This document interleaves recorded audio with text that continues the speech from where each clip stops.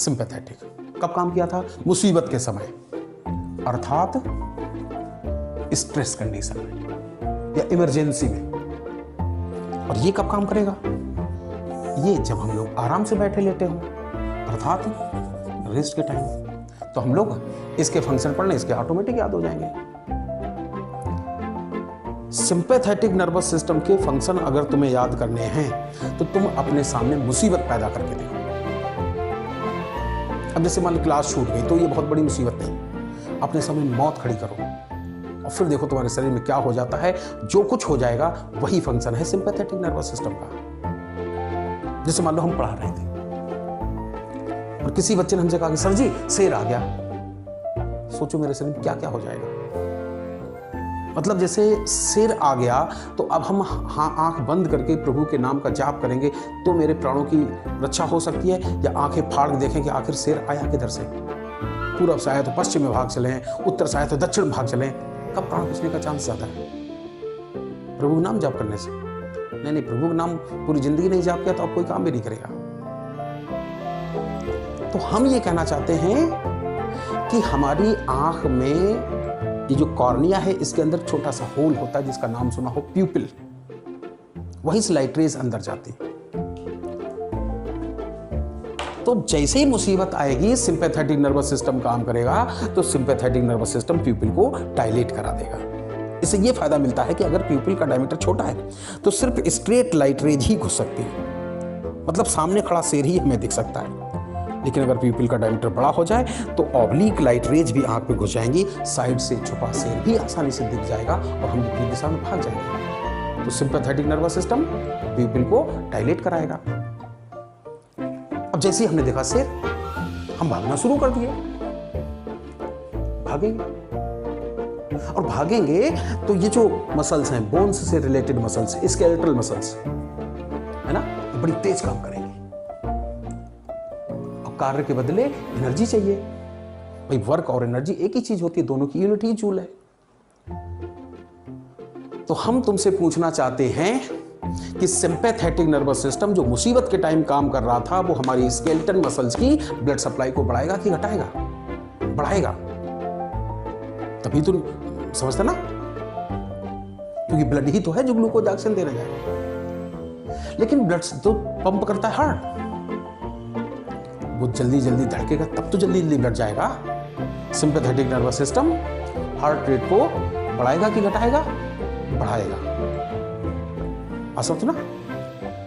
अच्छा, केवल heart rate बढ़ाने से क्या फायदा अगर उस ब्लड में ऑक्सीजन नहीं है? तो ऑक्सीजन तो हम इधर से लेते, लंग्स से। तो बताना, sympathetic nervous system respiration rate को बढ़ाएगा कि घटाएगा? बढ़ाएगा। मतलब प्यूपिल को डायलेट करेगा, स्केलेटल मसल्स की ब्लड सप्लाई को घटाएगा, स्केलेटल मसल्स की ब्लड सप्लाई को बढ़ाएगा, हार्ट रेट को बढ़ाएगा, रेस्पिरेशन रेट को बढ़ाएगा। लेकिन एनर्जी बनाने के लिए तो हमें ग्लूकोज भी चाहिए। तो बताना जरा, sympathetic nervous system digestive system की एक्टिविटी को बढ़ाएगा कि घटाएगा? चलो एक छोटा सा ऐसी नकली से डायग्राम बना लिया, ठीक है भाई। ऐसा नहीं होता है, थोड़ा काम चलाने के लिए। और कभी तुम्हें हम जब पूरा सर्कुलेटरी सिस्टम पढ़ाएंगे तब बताएंगे हेपेटिक पोर्टल सिस्टम के बारे में, कि हमारे डाइजेस्टिव सिस्टम से ब्लड एब्जॉर्ब होके सबसे पहले आता है लिवर में।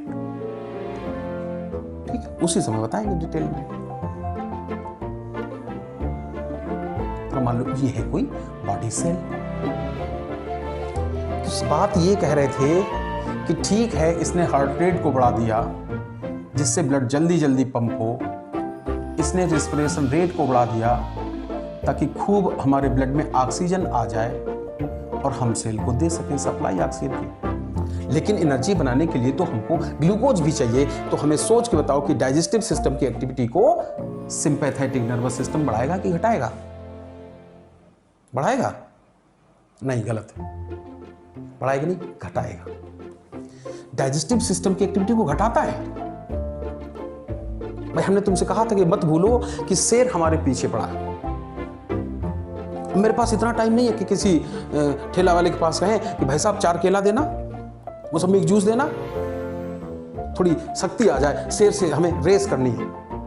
वो रेस करने नहीं आया, तुम्हारा शिकार करने आया। इतना टाइम नहीं कि पहले खाना खाओ, फिर पचाओ और फिर ग्लूकोज सप्लाई दो।